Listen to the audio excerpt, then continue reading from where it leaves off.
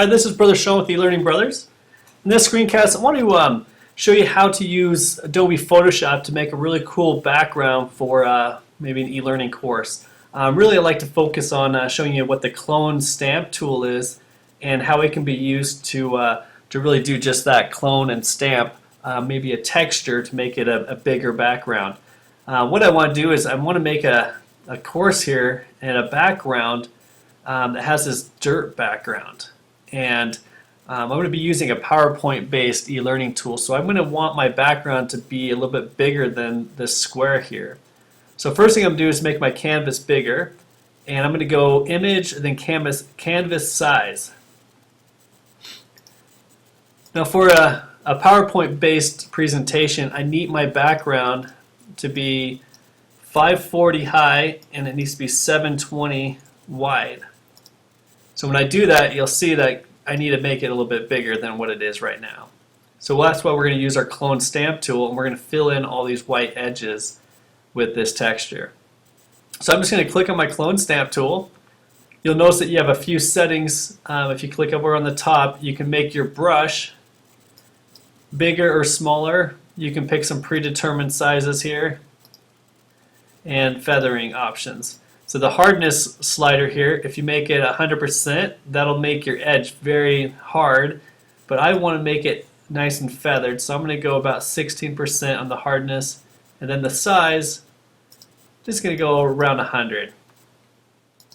Alright, the way the clone stamp tool works is you actually use your Alt or Option key on the keyboard, and you kind of set your marker of what you want to copy. So I'm just going to set mine right in the middle, and you do that by clicking your mouse while you're holding down the Alt Option key. And that kind of sets the reading. Now what it's going to do is it's going to copy, when I start clicking, it's going to copy right where I set that, and you'll see the little crosshairs there, and they'll move as I move my mouse. And it's just going to copy whatever texture, whatever's on that image as I kind of draw it in. So I'm just going to kind of fill in my white edges doing just that. Now you'll notice I'll need to actually reset my cursor now. So I'm just going to take another reading here in the middle, and then we'll move to a different spot. And I'll just keep doing that. I'll keep taking a new reading by using the Alt Option key and clicking, and then I'll just start painting again. And I'll just do that until I fill up the entire canvas with my dirt texture that I want. Alright, and I think that looks pretty good. Next, I like to darken my edges a little, I don't know, it's just a little visual design trick I think that I like to do. So what I'm going to do is I'm just going to make a new layer, and I'm going to paint the whole thing black.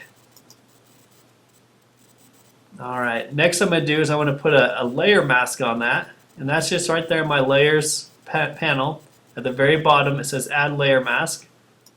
I'm going to click that out, or click that, and then I'm going to use my brush tool, and I'm going to get a nice feather on it, a nice feathered edge. The hardness once again is going to be 0 or close to, and then my size I think right around 400 or 500 should be good.